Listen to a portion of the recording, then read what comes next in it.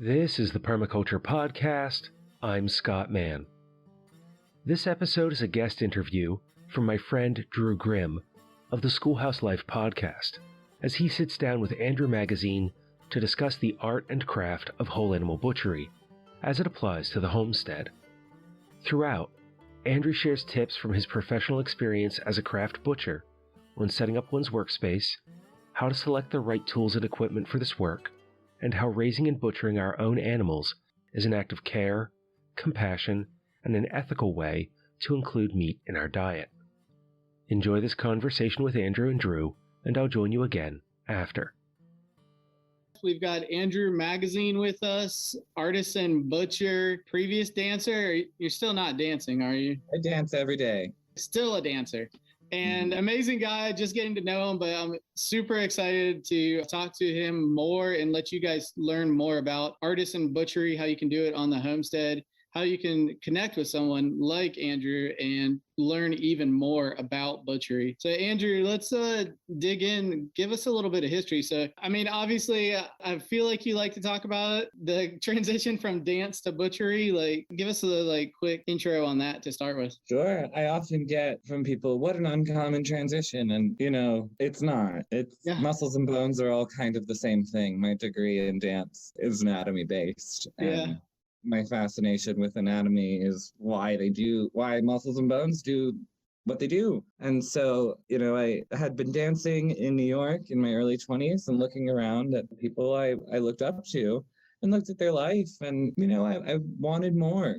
And so I knew I needed to get out to the land. It's time to leave New York City. So I started looking for hard skills. I bounced around quite a bit and found myself in kitchens for a brief while, but then found an apprenticeship in whole animal butchery under Brian Mayer, who I just think is a wonderful man. He's doing great things in Maui right now. And learned very quickly that I already knew how to break down an animal. I just didn't know where to cut.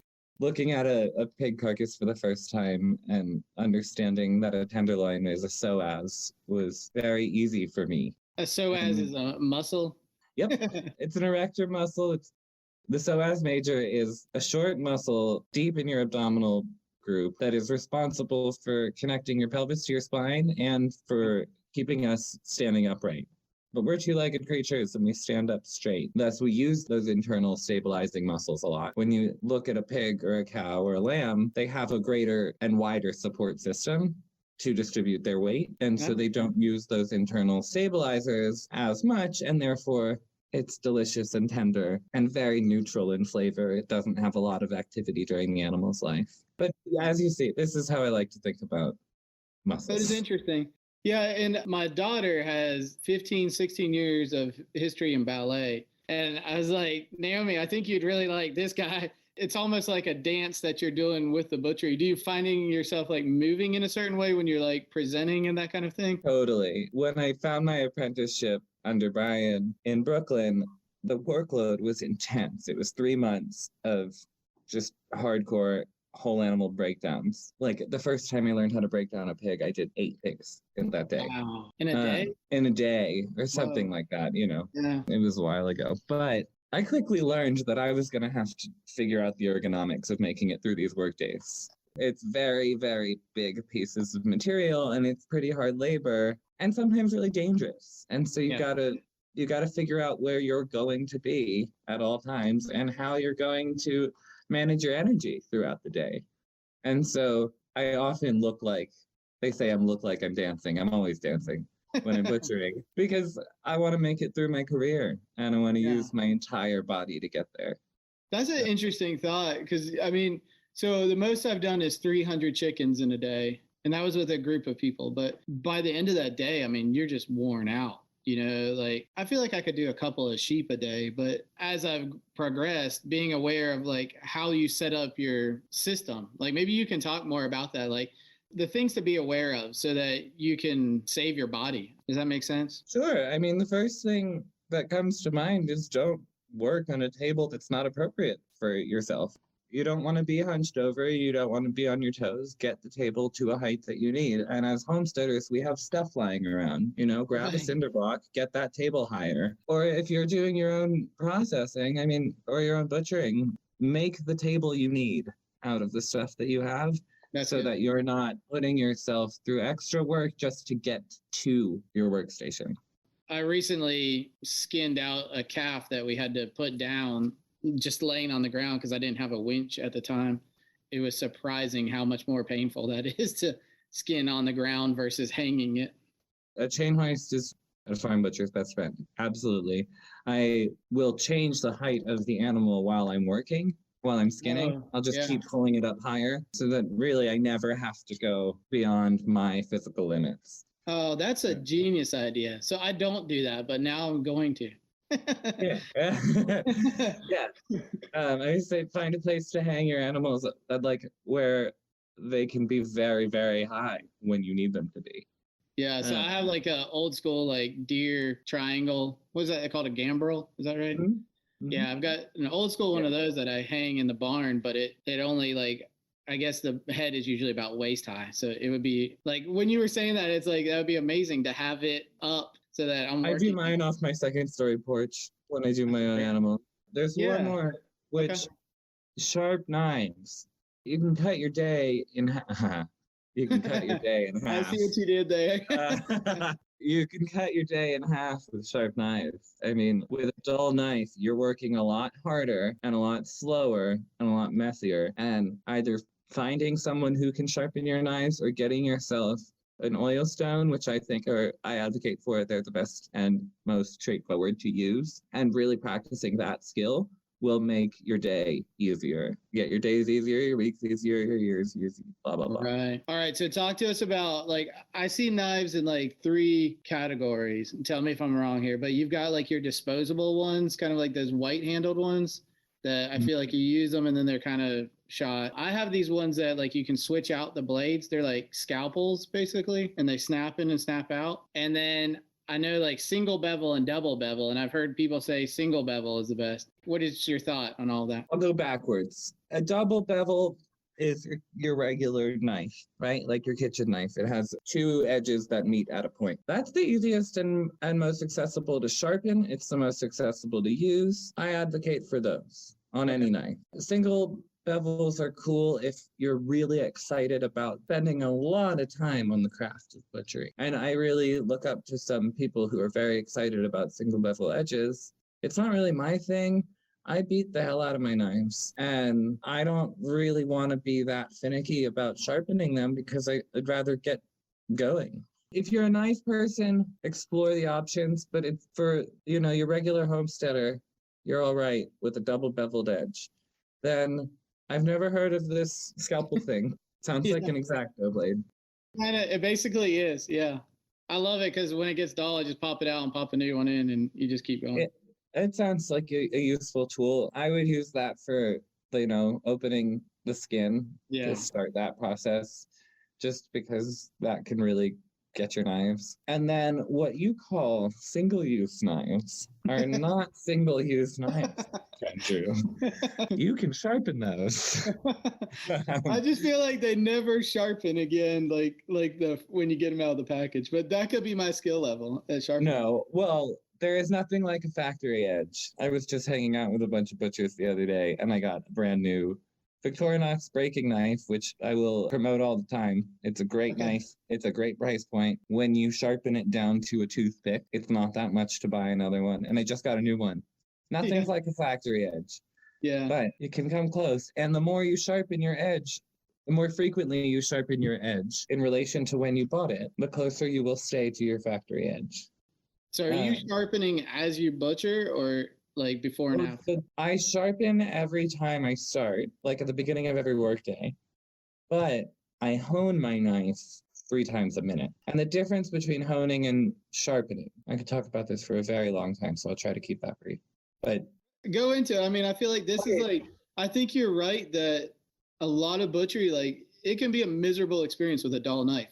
So like, I think it's very important to like know what you're doing with this part. So a couple of companies make this oil stone, tri-stone. It's got coarse, medium, and fine are the edges. Use mineral oil. You can use other light oils, but it does tend to clog the pores of the stone. And things like vegetable oil can go a little rancid. Mineral oil tends to not. So I will sharpen my knives on a tri-stone at the beginning of every workday, which removes the frayed edges or the rounded edges from the knife and creates a new sharper edge. So you're actually removing metal from the knife, which is why over time you see butcher's knives get thinner and thinner and thinner until they're working with a toothpick. And honing your knife, which is when you take a steel, either a diamond steel or a steel, and you sort of drag your knife across it, back and forth on either side. And that takes the frayed pieces of metal along the edge of your knife and puts them back into place where the edge that you previously set was. Eventually, those edges won't really do that well anymore. They'll either break off or, the frayed edges, they won't hone that well, and you're left with a dull knife. And so if you're butchering whole animals, or if you're butchering really anything where you encounter bone repeatedly, you're going to want to sharpen your knives the next day in order to stay at a very sharp place without having to completely reset your knives. That being said, if you do have knives that need resetting, there are plenty of people out there who are very good at my local farmer's market. And then I realized I think almost every local farmer's market in everywhere I've ever lived has had a guy with a grindstone. Oh, really? We have one in Asheville, and you can bring your knives there, and maybe $1 or 50 cents an inch or something like that, or maybe even $1 a knife. Yeah, great. I grew up in Manhattan with this old guy at a truck, and he had a big grindstone in the back of the truck, and he'd ring a bell, and then you'd start calling all your neighbors, and we'd all run downstairs with like a drawer from the kitchen full of every knife we could find, and we'd all wait in line on the corner, and he'd sharpen all our knives. So it can be done if you need to reset your knives, but those are not disposable just because they're $20. All right. Guilty as charged. All right. So I think the next question, when you get to like maybe a past sheep, when you get to like, I don't butcher hogs, but cows, like a lot of people say you can't do it at home. You can't do it on the homestead at that scale, like that scale of an animal. And one of the big things I hear people argue with is like you have to have like a bandsaw or you can't butcher the animal. And I know recently I saw on Instagram you posted a picture of no bandsaw, and I was like, man, I love this guy more every time he posts something. So talk to us a little bit about that. I'd love to. First of all, a bandsaw is a very expensive piece of equipment. We moved to our homestead, which has 7 acres of pasture, and they told us we couldn't manage it without a bush hog, so we've got a cow. I'm a one-tool kind of person. I do all of my butchering with an 8-inch breaking knife and a single saw, and maybe a cleaver. It would be great to have a bandsaw. It would be great to have a personal assistant too. Right. Yeah. So if it can be done without electricity, chances are it was done before electricity came. And I will say, once you have an in-depth understanding of where the primals or the cuts that you're looking for are situated while looking at a whole carcass, it becomes intuitive on where to separate those things. That education can be hard to come by, but it's there. I mean, it's out there in the world. And it's in your communities if you're a homesteader. If one person needs it done, everybody lends a hand. You all learn, make an education club and do each other's animals together. But you do not need power tools. I've seen all sorts of stuff go down. People use a sawzall. I would rather use a handsaw and work a little harder than have a sawzall flying around in my face. Years ago, I've used a sawzall, and I always regretted it because that sawzall like still has chunks of meat in it. It just clogs it up. Those are not particularly food safe. I've seen other people do it. Their bones are cut and they have yellow paint on their bones. They got their marrow, but it's yellow flavored. It's DeWalt flavored. Right. But a bone saw, a hand saw is an old tool and it's great. Obviously, I'm sure there is, but is there like a good quality level that you would like for your average, doing a few animals a year, like what style or?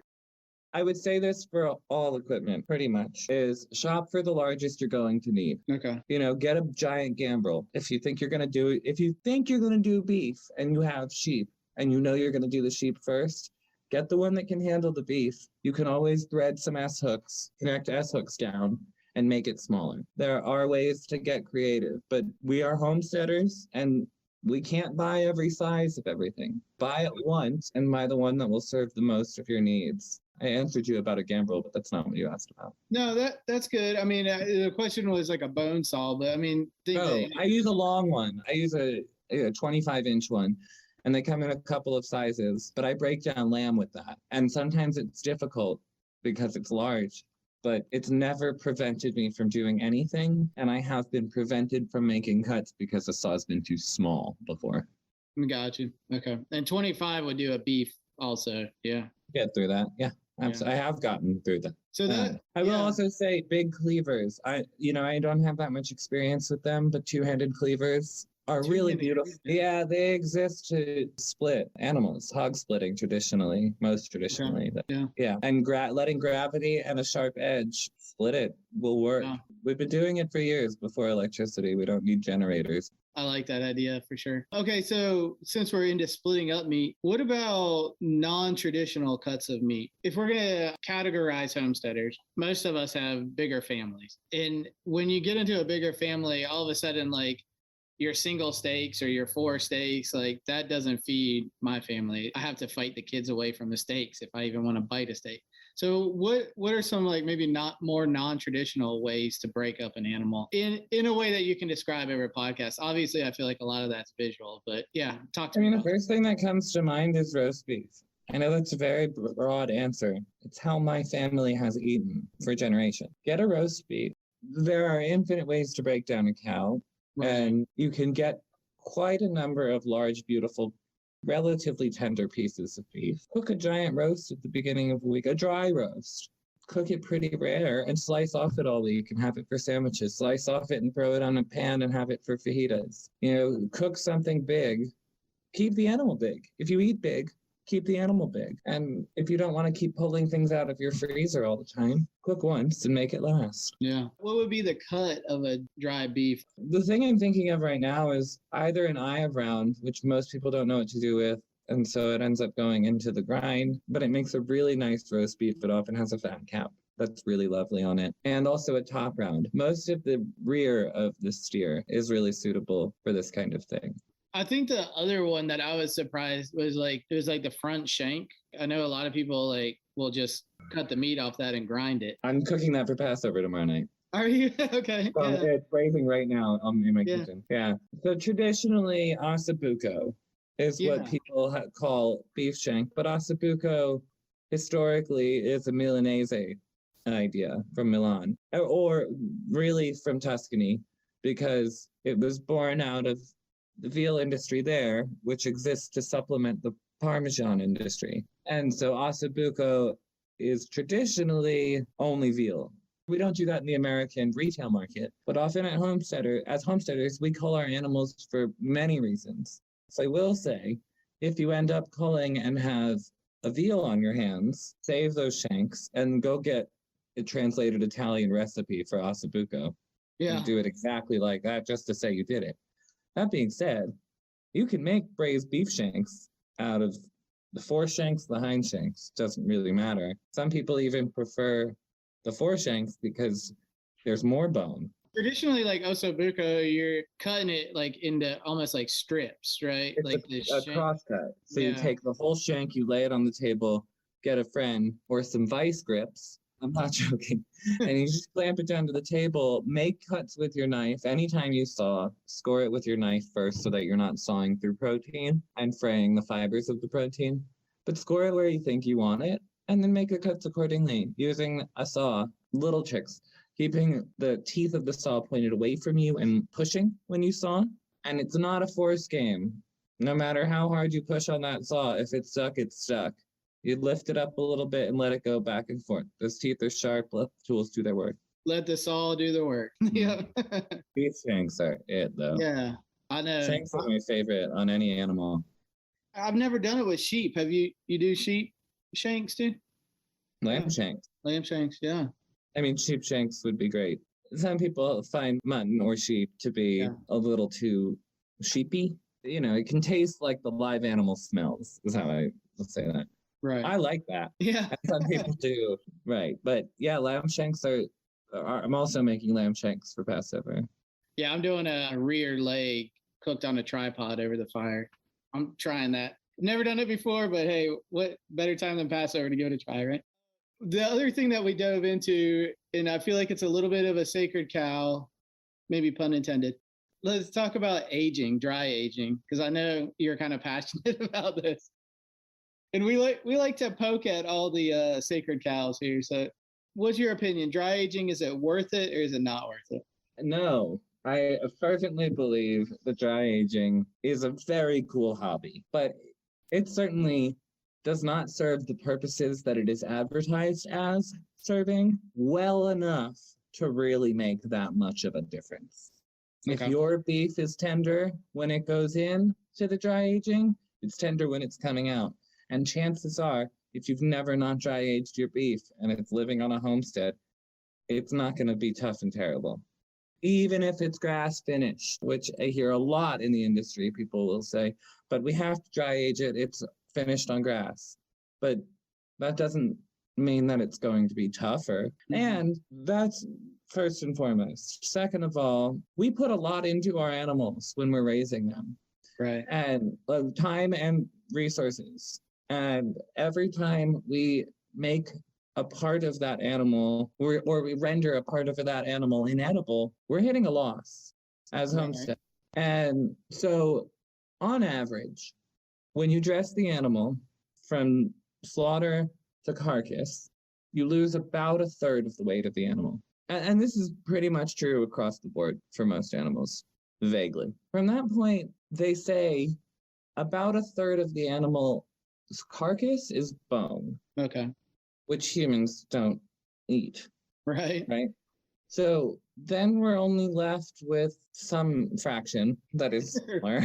I think we're at a third then, essentially, of the animal, right? Well, kind of. We're at 2/3 of 2/3. Whatever that is. I'm not a math genius. So if you're then dry aging the entire animal, or even just a piece of the animal for another month, what dry aging is controlled rot.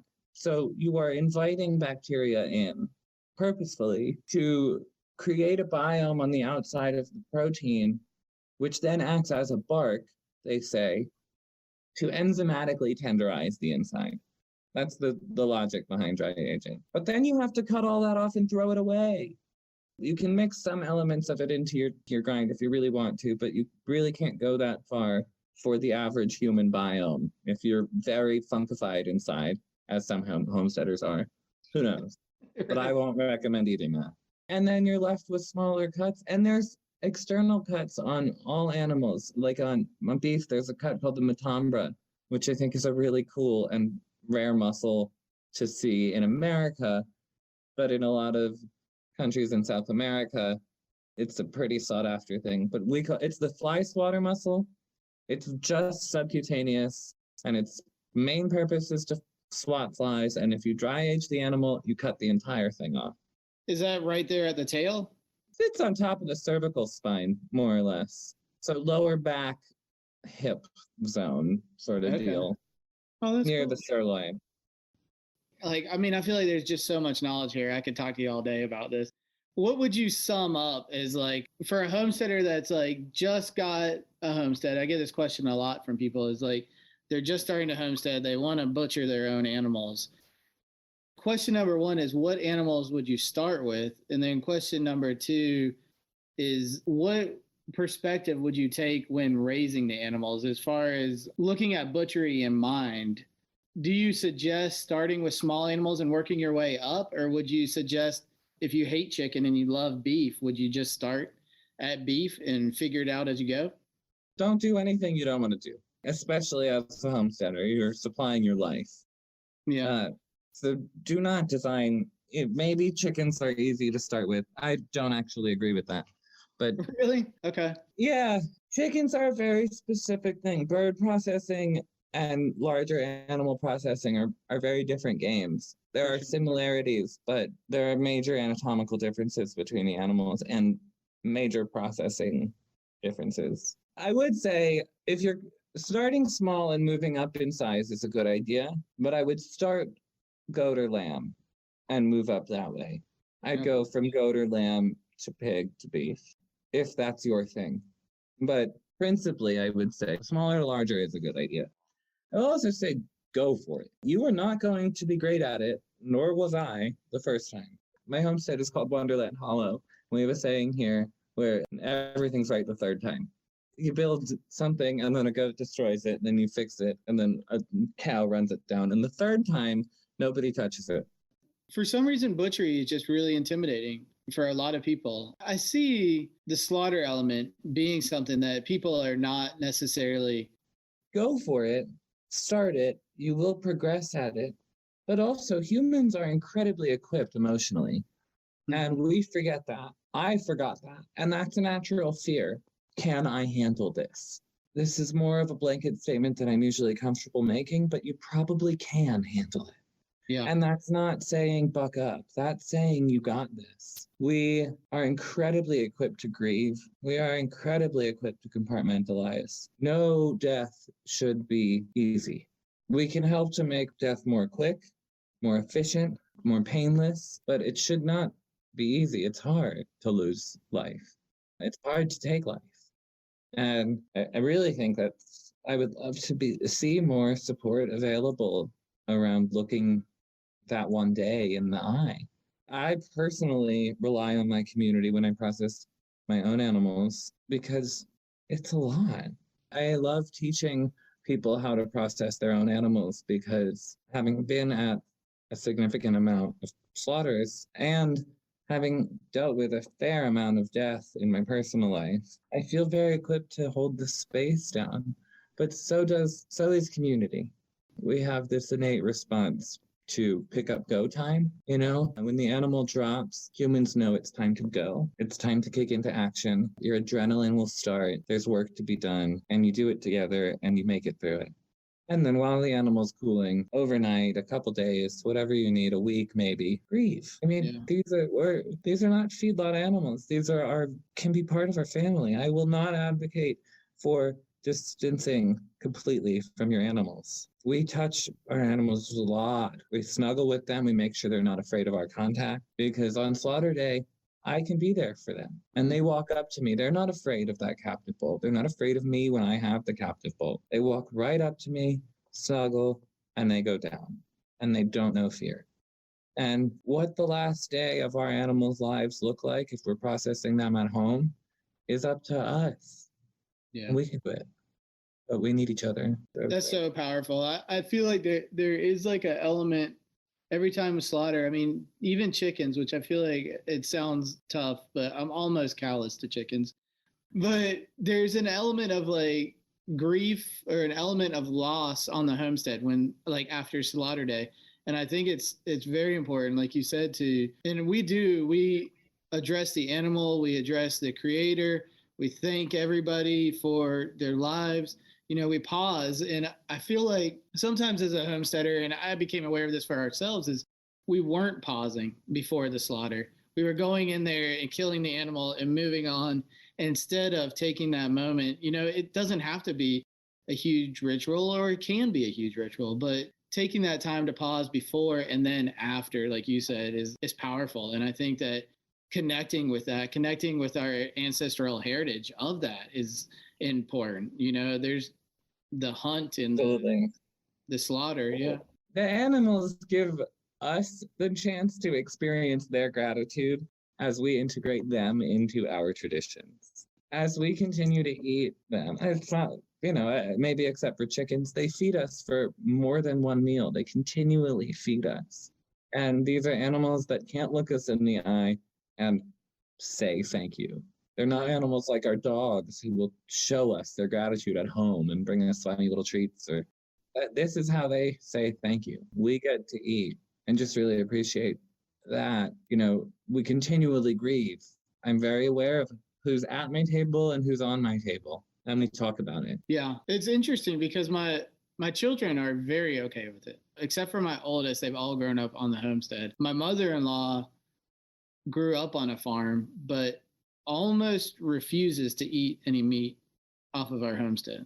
It grosses her out for some reason. It's just an interesting thing. But she grew up like on a traditional dairy versus a homestead. So I don't know. I think for some people, dissociation has become such a defense around this that they just need to hold on really tight to that or have gotten too far down that hole. And that's acceptable. I'm not in this world to try to change anybody's mind. I'm here to live the model that I believe in, and maybe if they see the light in it, it'll affect them. But I'm not trying to do that. I'm trying to put my head down and work. Yeah. I always say that like vegans I'll get in discussions with, and I always say that if vegans would stop being angry for a little bit, they would find out that we actually have a lot in common. There's just a very small bit at the end that's not in common. We talk about this as butchers in the industry a lot. Whole animal butchers, craft butchers. Oh, and by the way, that's the difference. Artisan butcher. We call it craft butchery in the industry. Okay. But yeah. Craft butchers, we break down whole animals. We talk about in the industry a lot that vegetarians and vegans and animal rights activists and craft butchers are all on the same side. I got into homesteading and raising my animals to eat through being a craft butcher in retail in New York and in Nashville. And I'm an animal person instinctively, and I was a vegetarian as a child. I did not understand how you could put a piece of an animal on a plate and call it food. But I grew up in a farm building in New York City, very far removed from seeing the life of animals. And I think factory farming is up there with one of the worst atrocities humans have ever designed. For sure. For sure. I'm not the bad guy. Those of us who have our own animals, those of us who help small farms, small commercial farms make it to the retail market, we're not the bad guys here, and we're not cruel. I just talked to one of my best friend's mother about this because she is a vegetarian but will feed her grandchildren Purdue chicken nuggets. Yeah. And then we just got new lambs on the farm and sent her a photograph, and she said, "Please be kind and don't kill them." And I sent her a photo. Then the kids asked me to say something to her. And the kids said, "We know what we're doing." I was amazed. This 10-year-old said, "We know what we're doing, and that makes it really hard for us." And I said, "Listen, I'm not asking you to change your mind, but respect what we do here. Right. We're not the bad guys. We have kindness. Please see us." This is what I wish I could get to with the vegans. Yeah. Please see us for the love that we have for our animals. When our first animal died on the homestead, I was a wreck. And so many people from back in the cities would say to me, thinking it was consolatory, "Well, this is what you signed up for. Like, this is what's coming, and you're going to get used to this." And those words burned every time. That whole sentiment of like, get used to it, or you signed up for this. And I went and I told my neighbors at the farm stand, and I got a hug from 4 angles. And I finally could cry. But please don't tell us that we're unkind, because we care a lot about the last day of their lives, because we're butchers. Yeah. Or their afterlife, because we care about making sure that they feed people. And plus, what's the alternative? We let all these breeds that we engineered into the world die out and dig holes for all of them? Yeah.